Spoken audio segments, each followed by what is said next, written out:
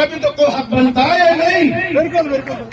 मैं पूरे उत्तर प्रदेश में एक ही ठाकुर, तो वो भी मुरादाबाद में हारी उसी में जीतने का उम्मीद ना है उसकी।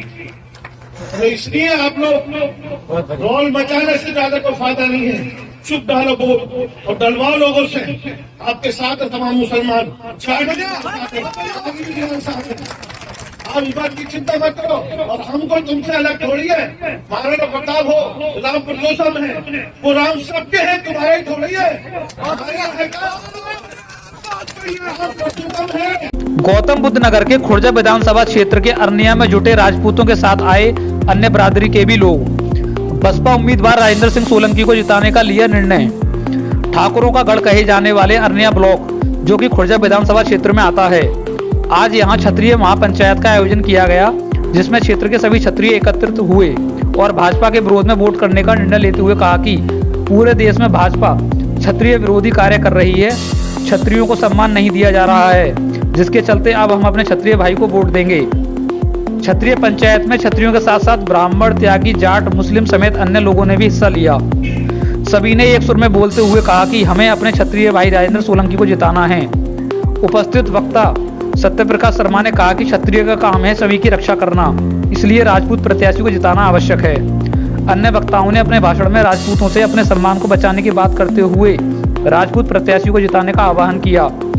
बसपा उम्मीदवार ठाकुर राजेंद्र सिंह सोलंकी ने अपने संबोधन में सभी जाति व धर्मों का सम्मान करते हुए सभी से सम्मानित स्वाभिमान को बचाने के लिए वोट मांगा तथा दूसरे प्रत्याशी को अभिमानी बताते हुए उनके अभिमान को चूर चूर कर एक अच्छी व्यवस्था लाने का आह्वान किया। हाथी से घृणा नहीं करनी चाहिए।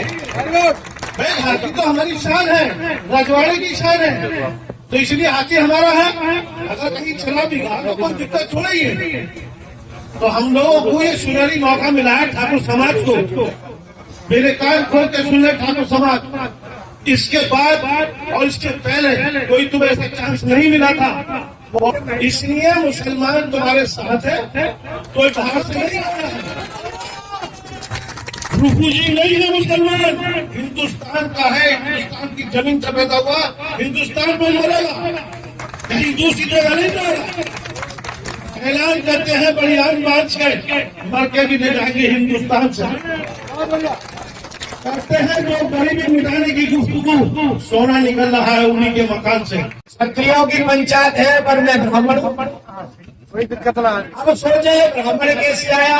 मेरी बात तो 4 वर्ण बनाए गए हैं। पहले नंबर पर वर्ण ब्राह्मण आता है, दूसरे पर क्षत्रिय आता है, अन्य पर 2 वर्ण आते हैं। और मैं कहना चाहता हूँ कि जिससे अभिमान किसी को नहीं करना चाहिए, पर मेरा कहना है कि स्वाभिमान किसी का जाना भी नहीं चाहिए।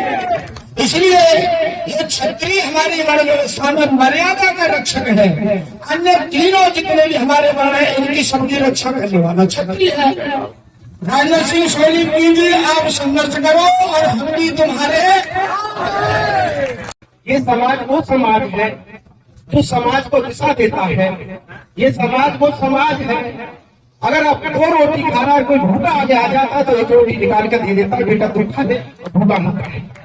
ये समाज को समाज है जिसने अपनी बहन बेटियों को विधवा किया, जिन्होंने सोहर किया। जिन क्षत्रियों ने आज तक इस हिंदुस्तान को आप निकाल कर देखेंगे, इतिहास चढ़ा कर देखेंगे, अगर 800 वर्ष में मुगलों से लड़ा तो वो क्षत्रिय लड़ा।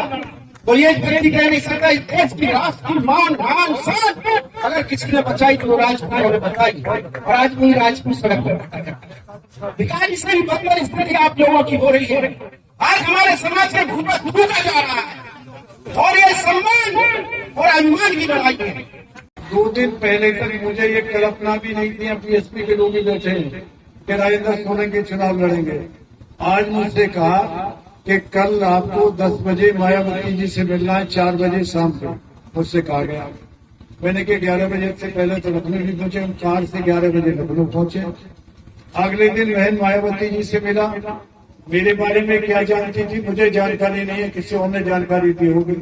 उन्होंने मुझसे कहा, मेरे साथ 2 लोग बैठे थे, राजेंद्र सोलंकी मैंने फैसला कर दिया कि आप चुनाव लड़ेंगे बीएसपी। मैंने कहा बहन जी आपके पीछे भगवान बुद्ध की मूर्ति लगी हुई है आपकी दीवार पर। आप मेरी बहन है, बुद्ध की मेरे पे कृपा है, मैं जरूर लड़ूंगा, क्योंकि आपने पहली बार आदेश दिया, उस आदेश का पालन करूंगा और आपके आदेश को जनता जनार्दन की अदालत, जो सबसे बड़ी अदालत है, उस अदालत में ले जाऊंगा कि मायावती बहन जी के फैसले पर हाथी को बटन दबा के मोहर लगाऊंगा।